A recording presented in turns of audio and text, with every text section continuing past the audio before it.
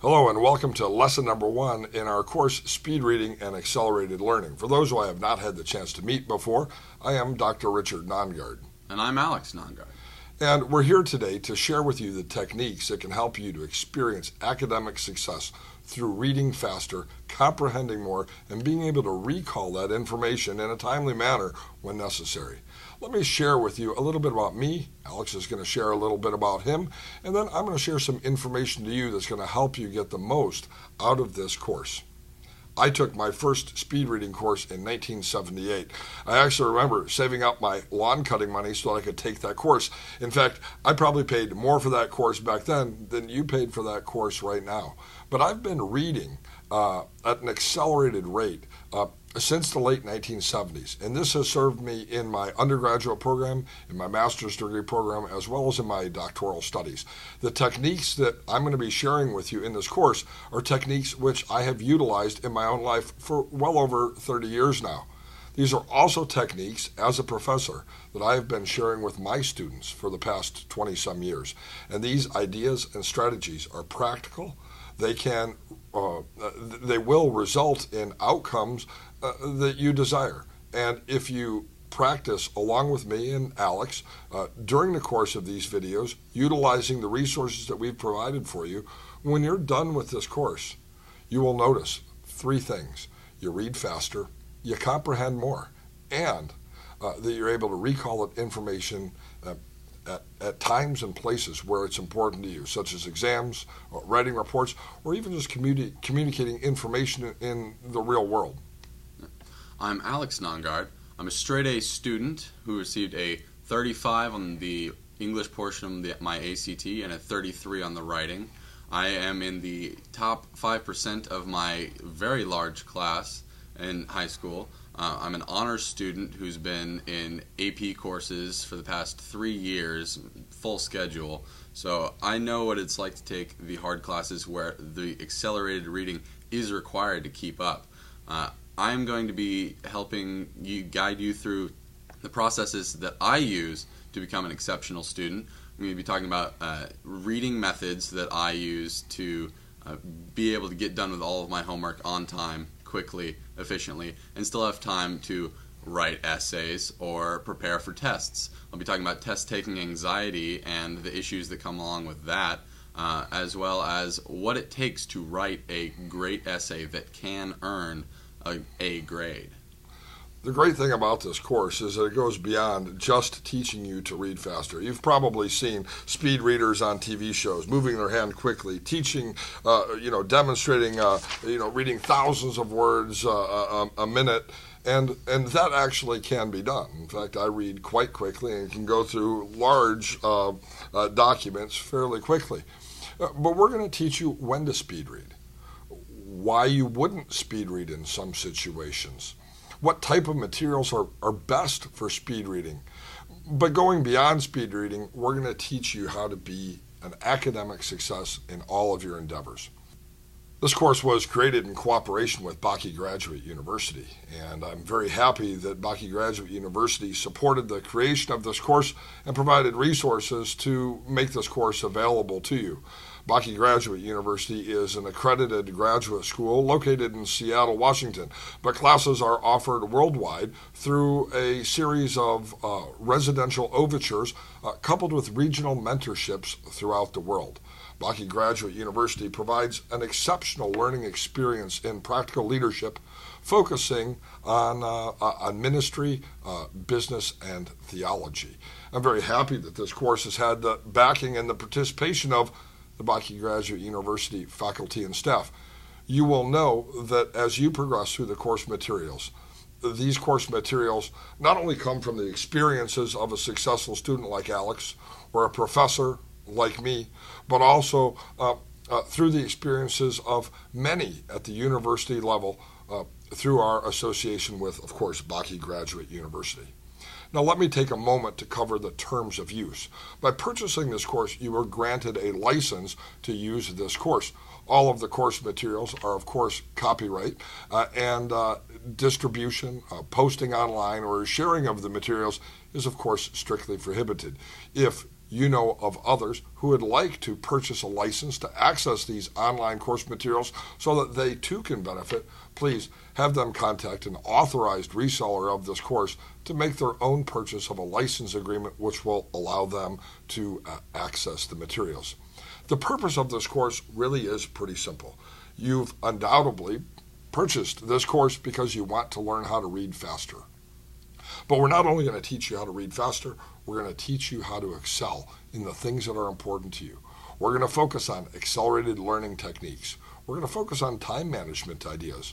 We're going to focus to some extent on written communication and ideas and strategies that can help you take the material that you've read and articulate in a way that can help you to be successful not only in an exam, but on an essay as well.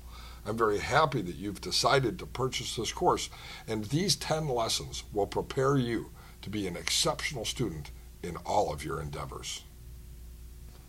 Let's begin by discussing some common reading and speed reading myths. Number 1, you can't learn to read faster.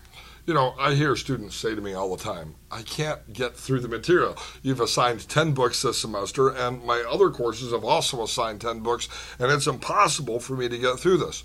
The reality is, students can read faster. High school students can read faster, college students can read faster, and graduate students can read faster. It's interesting. We learn to read when we're very young. As we learn to read, our reading speed level seems to stop at about age 12 or 13, about the time that we enter our freshman year of high school. And so most of us, even though we're university level students, are reading advanced material. We're still reading at the speed of a 12-year-older. And this course is going to teach you the techniques that are going to help you to increase your speed, because it is possible to read faster. Not only is it possible to read faster, by the end of this lesson, lesson number 1, most likely you will have doubled, if not tripled, your reading speed during some of our exercises.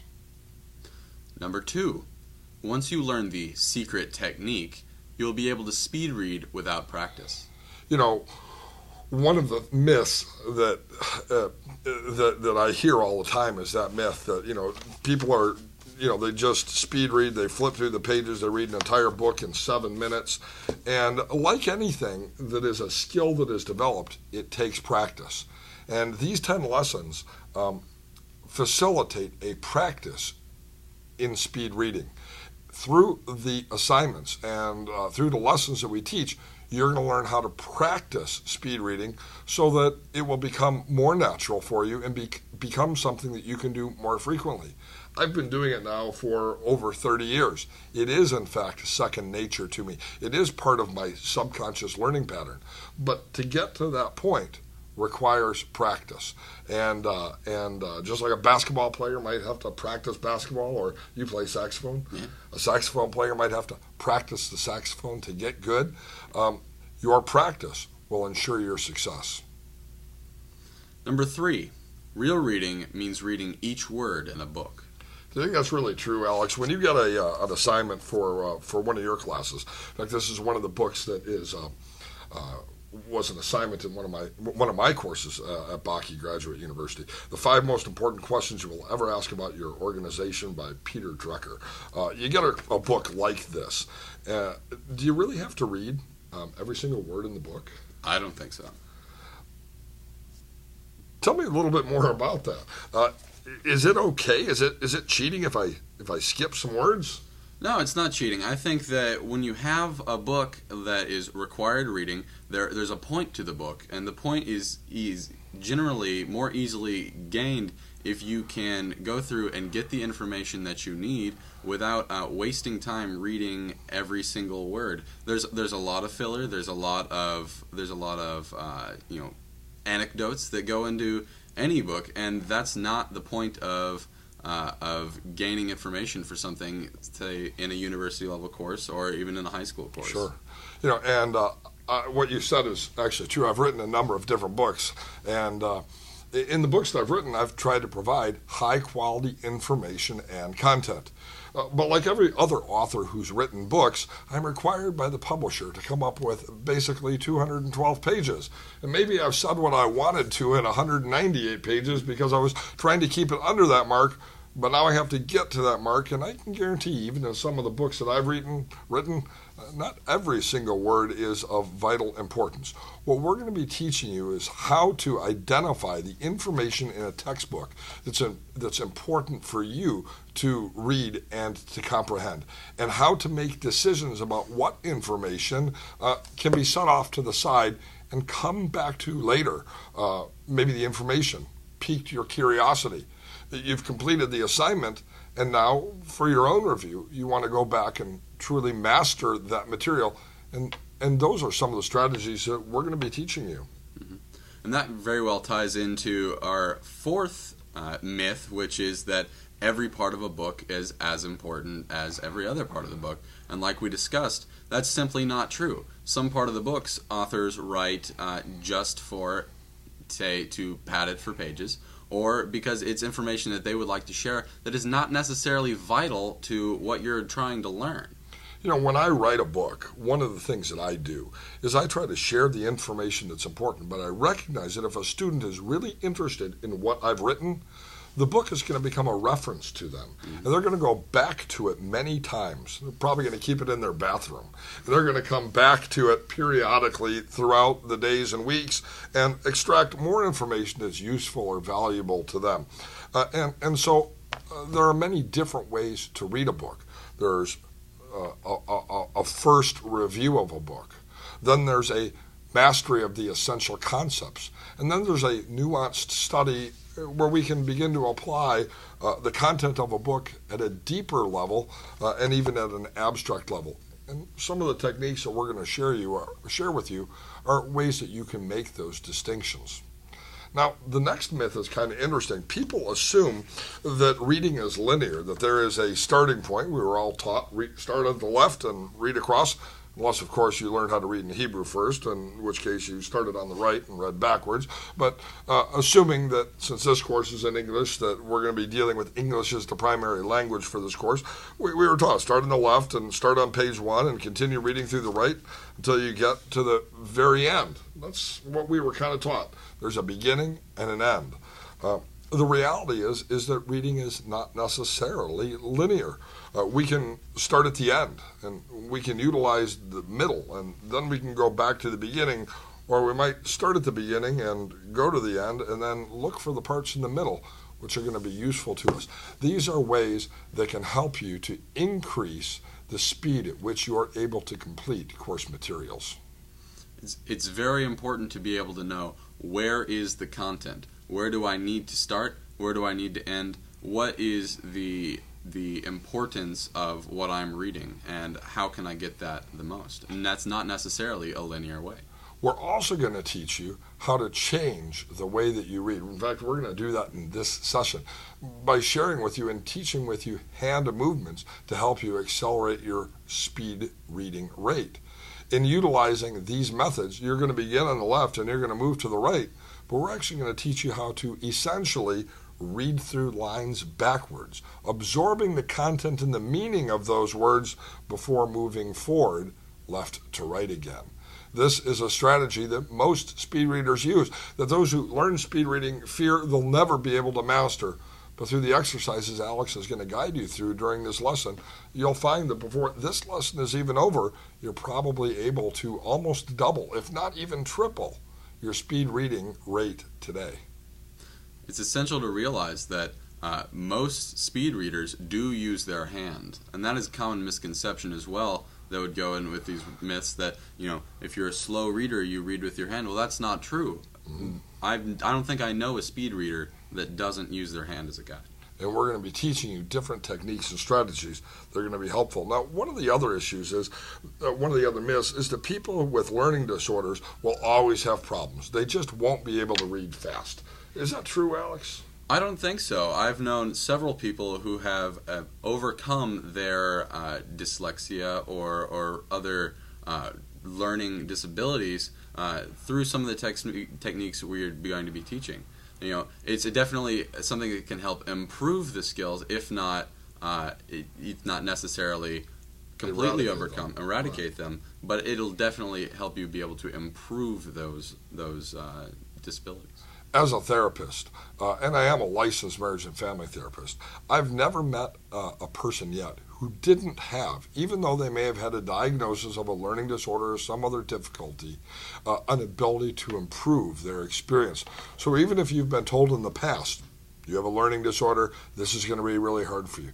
Let us assure you that by practicing the techniques that Alex and I are going to share, you're going to be able to experience success as well. Mm-hmm. And our final myth that we'll be addressing is everything you read should be read the same way. You know, I read different material in different ways. I'll often take a book like The 5 Most Important Questions You'll Ever Ask Your Organization. It's a nonfiction book, but it's one that produces deep thought. And I'll sit in my comfortable recliners and I'll kick back and leisurely read this. There are other books that I might read. Here's one on my desk right here, a textbook that I use as a regular reference. And I will sit at my desk and I will read that rapidly and quickly because I'm looking for specific information that's going to be useful to me in the work that I'm doing. And so we're going to read different material in different ways. A good friend of mine wrote a book on poetry not long ago. One of the things that we're going to be teaching you how to do is to eliminate that voice in your head that's reading aloud with you so that you can actually read faster. That's called subvocalization. And yet, when we read poetry, we actually want to hear those voices in our head because they enhance the poetry. And so we're going to read different materials in different ways at different times. And part of what we're going to be able to do for you is to help you determine what's the best method to read the content that you need to deal with. Now, reading is a habit. It's part of our subconscious learning process. We learn to read at a very young age, and usually we learn to read by first reading out loud and then reading silently in our head. For most of us, the style and the way that we read has been committed to the unconscious mind by the time we're age 11, 12, 13 years of age. This is why most of us never increase our reading speed after about the 8th grade. Most college and graduate school students are reading advanced material, but actually reading at the 8th grade reading level. What we're going to do now in exercise number 1 is we're going to find out what your reading speed is. We're going to establish a baseline so that we'll know right here at the outset of the course what we're trying to improve from. What is our starting point? To establish a baseline reading speed, what I'd like you to do is actually print out the reading materials from lesson number 1. As part of the PDF for lesson number 1, you've received many pages of excerpts from a selected reading book. And this is going to be what we're going to be using in lesson 1 to establish your baseline reading speed. You'll need the printout, and I would really rather have you do this on printed paper than anything else. And you're also going to need a pen because I'm going to have you mark that paper in various places. So if you haven't yet printed off onto paper lesson number 1, go ahead and pause this video and print out lesson number 1 right now. So you'll actually have the reading materials in front of you in a printed form. Now that you have the printout in front of you for exercise number 1, what I'd like you to do is start at the top of it, right there at the beginning, and I'm going to time you for 1 minute, and I'm going to give you 1 minute to begin reading the material. Don't try to speed read here, just read at your normal pace. What we're trying to establish is at what level do you normally read material. So I'm going to begin timing you in a moment. I'll count to 3 and simply read. When the minute is over, I'm going to say stop, and at that point I want you to take your pen and I simply want you to underline the line that you're on. So let's go ahead here. 1, 2, 3, begin.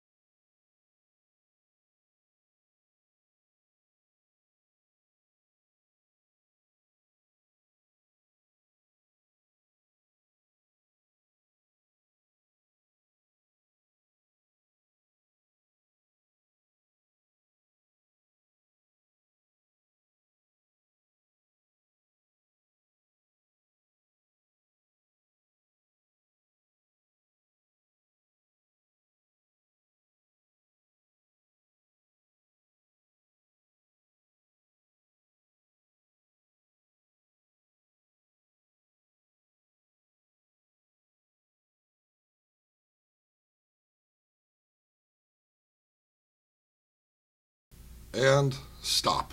Draw a line underneath that last line where you are. Go ahead and just draw a line underneath that.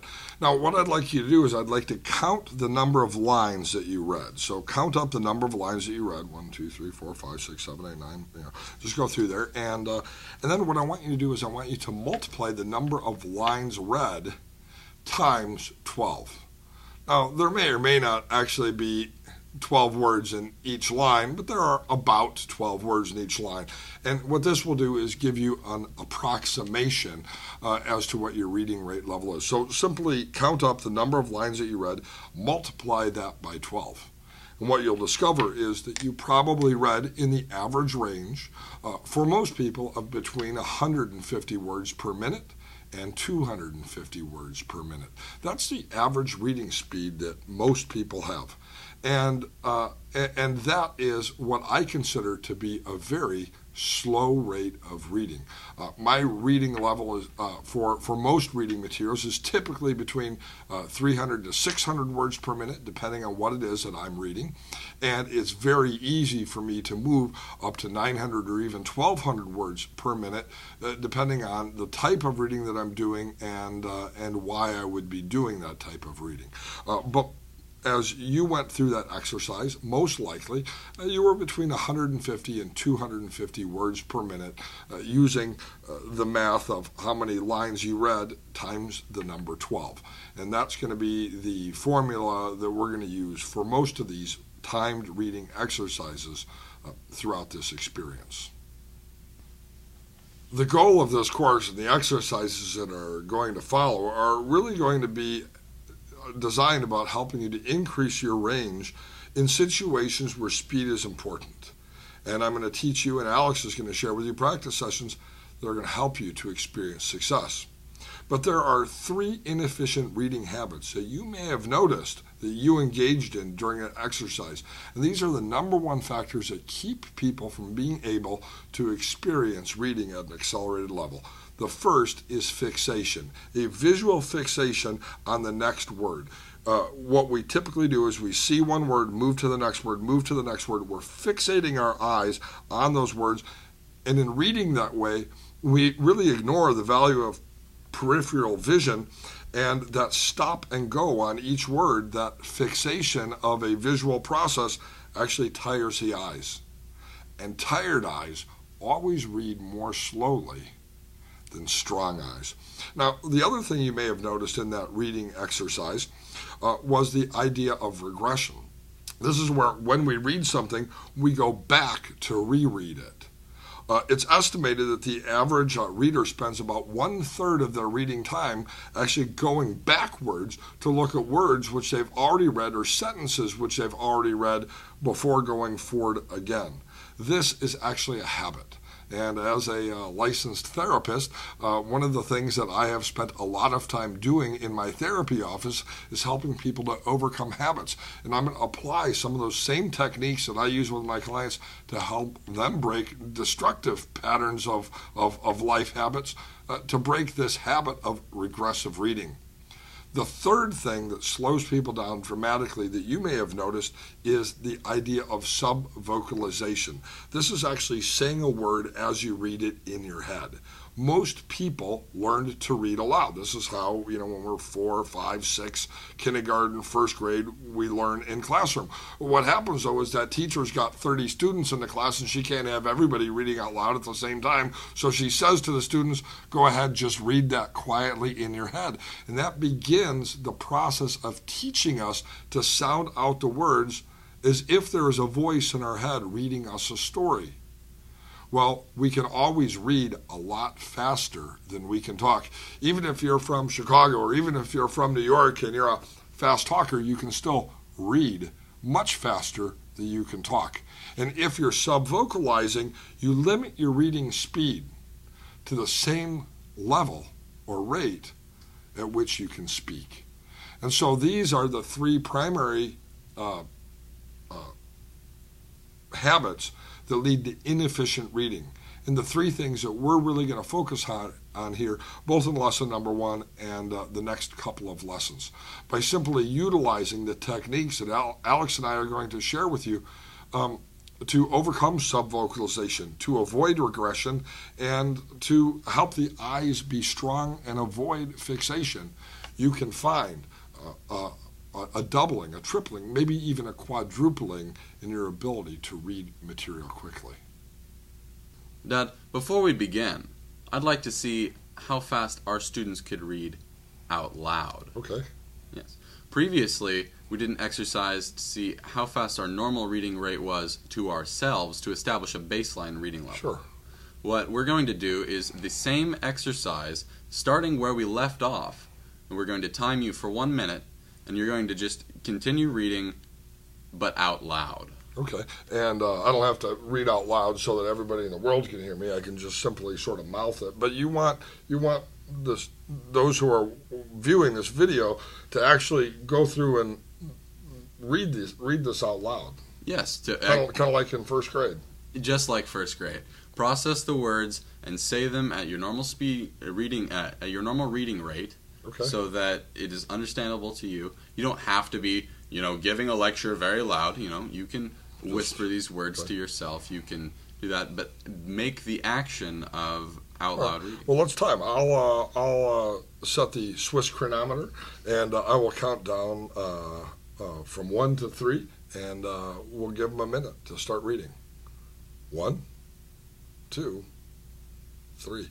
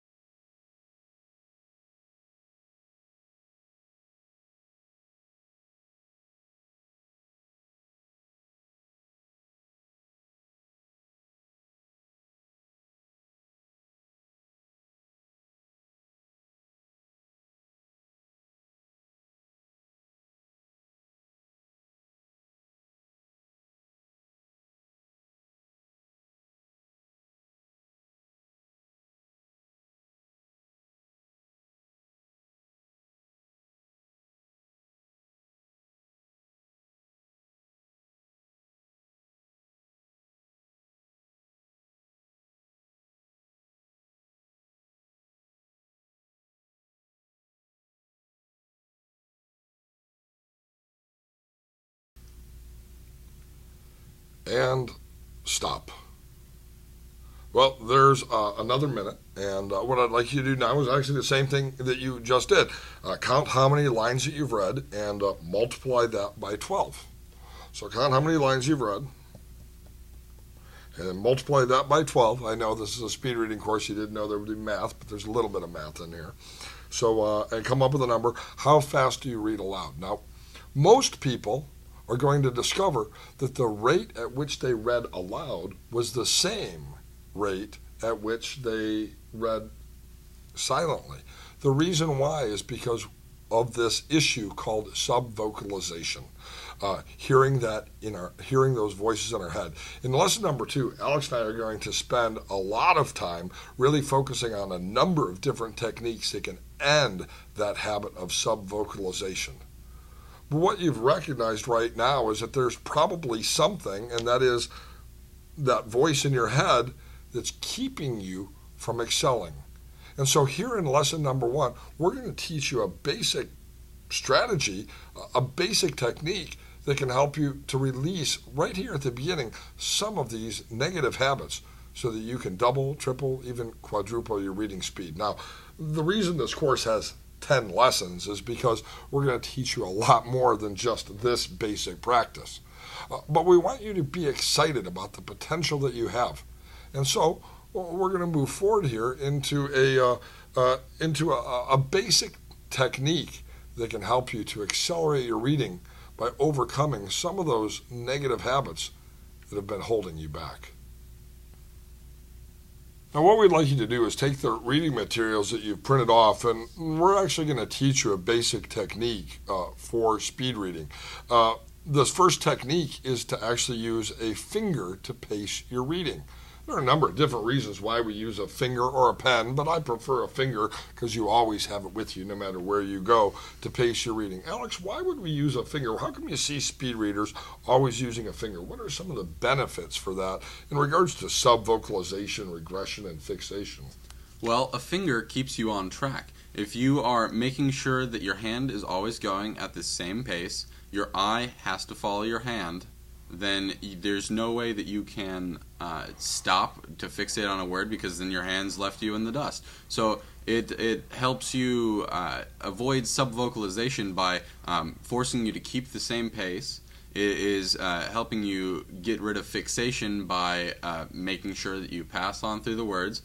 And it's stopping. Solves the problem of regression, because our fingers would have to go backwards in order for us to go reread something. Exactly, which is why the majority, I'd say probably all of speed readers, do use a hand, a pen, a finger, or a similar technique to track their reading. Now, this isn't the only strategy that we're going to use in this course. We're actually going to expand on some techniques so that you'll actually be able to use your fingers to help you read by sight and actually read backwards. Some pretty cool things that are coming up in future courses.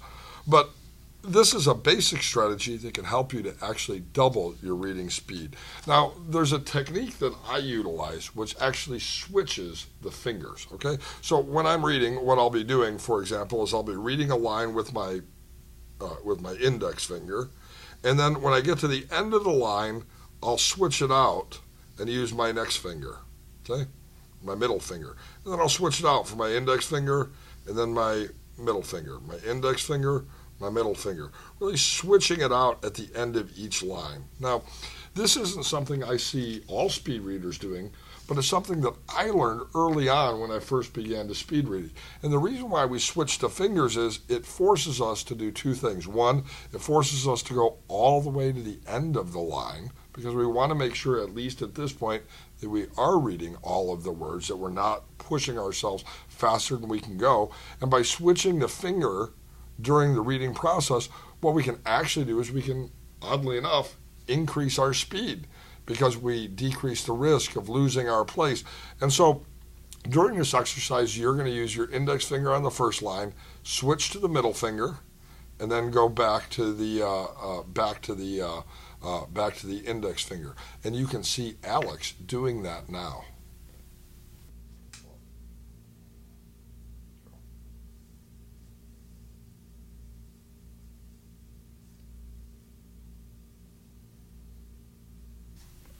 And during this exercise, we want you to actually use that technique of switching fingers at the end of each line, back and forth, pointing all the way across to the end. The idea here is not to go from whatever you were at, 150 or 200 words a minute, to 790 words or 1790 words.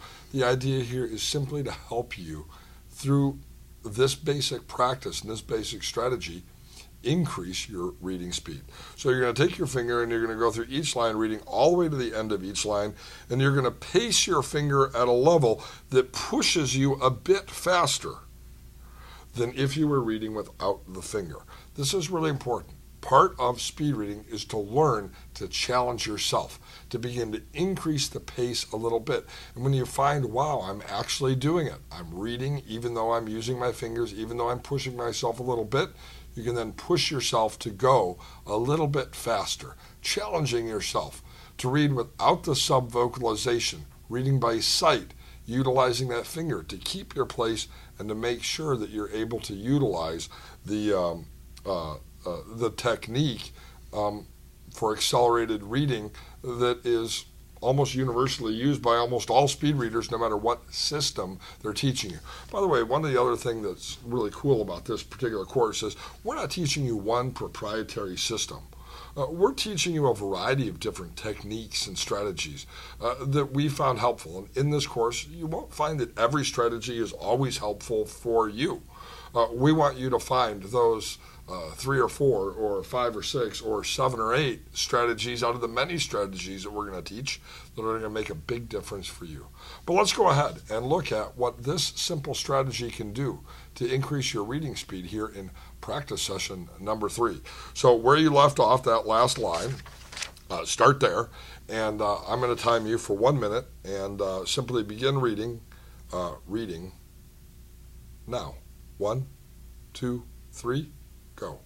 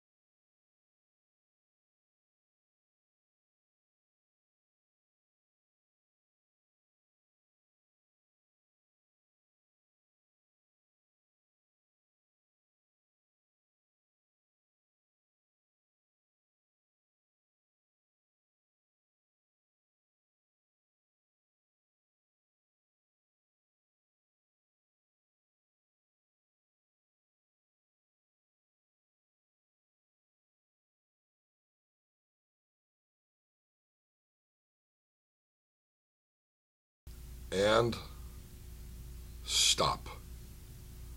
Perfect.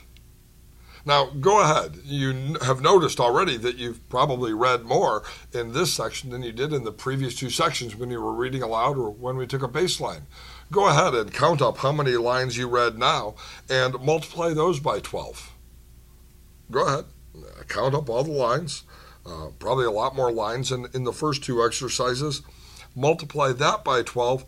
What is your number?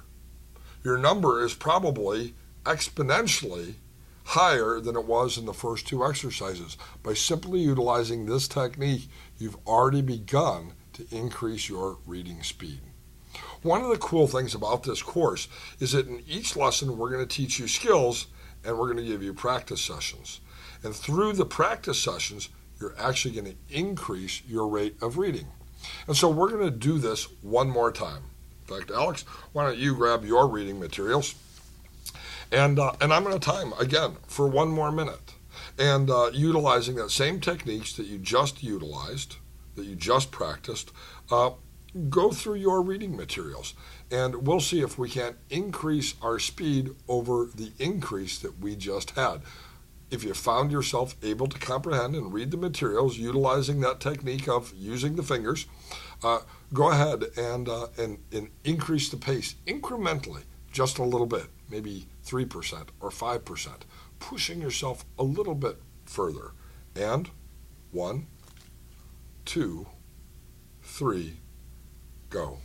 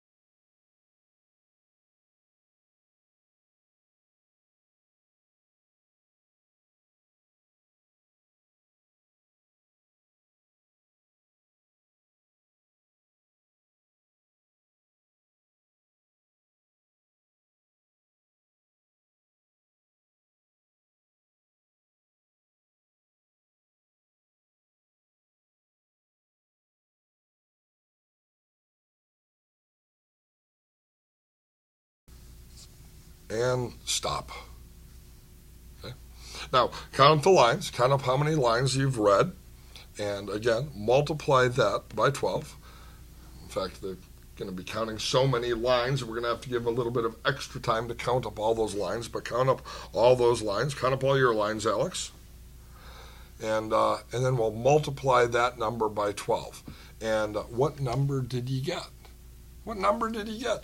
Compare it to the number in the previous exercise. You increased your reading speed from the baseline in the last exercise, and now you probably increased it from the previous practice session. This is what speed reading practice is all about. It's all about increasing our speed incrementally and doing a little bit better with each practice session. This course is going to require practice. If you simply listen to us and don't utilize the reading material to actually practice the materials, you probably won't increase your speeding read. But for those of you who do take the time to use this course as we've intended, as not only a place to learn a new skill, but to also practice a new skill, and to do the homework assignments that we give at the end of each assignment, you will find yourselves experiencing success in both speed reading and accelerated learning techniques. Now, let me take just a couple of minutes and discuss some of the ways that people can use this course. And like I said, not everyone is going to utilize every technique. In fact, in lesson number 2, Alex, we were working on that last night, we actually came up with about 4 or 5 different ways to reduce subvocalizations. Maybe 2 or 3 of those techniques are going to be useful and valuable to you. We want you to utilize or to try and to use each of the practice exercises that we give, but you will find those which are most helpful to you and are a reflection of your personality, and you'll adapt the practice exercises and the techniques that we share to your own personality, making them your own unique style of speed reading. The other thing that's important is do not attempt to speed learn speed reading. Speed reading is something that you've already experienced success in by increasing your score in each of these exercises. But going through all 10 lessons in one afternoon will not teach you how to speed read. Plan on using one lesson each day for 10 days, and to actually take time to practice the sessions once or twice each day. Better yet, I think the best way to utilize this course is to listen to lesson 1 and then to repeat lesson 1 or the practice exercises in lesson 1 each day for 3 days before going on to the next lesson, which would make this really a 30-day course for you. But I can guarantee that if you actually practice and you don't speed learn speed reading, and practice these exercises that we give you, you will experience success. Yeah. It's important to note that this isn't a crash course, and if you attempt to rush through everything like this, you're going to hit a wall, and then you will become dissatisfied with your own speed reading speed. But it's important to know that you can only learn this at the pace that you can go through it, and to push it all into one day or something is not going to help you out. Absolutely. And each lesson is going to have homework assignments. This is the conclusion of lesson number 1. You've already experienced success. In fact, give yourself a round of applause. Yay! Because you've experienced success. But what I'd like you to do for your homework assignment between lesson 1 and between lesson 2 is I'd like you to actually practice taking 1-minute timed periods to go through the material, utilizing that hand technique. As a homework assignment, practice that 5 times now that the video's over. Take 5 minutes, 5 different segments, using your fingers, using that basic technique or strategy, and increasing your speed with each one. And you'll notice when you count up the lines, multiply it by 12, by the time you're done with that 5th practice session, you've probably accelerated your baseline reading score dramatically.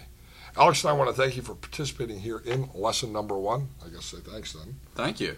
And we hope that you will join us for lesson number 2.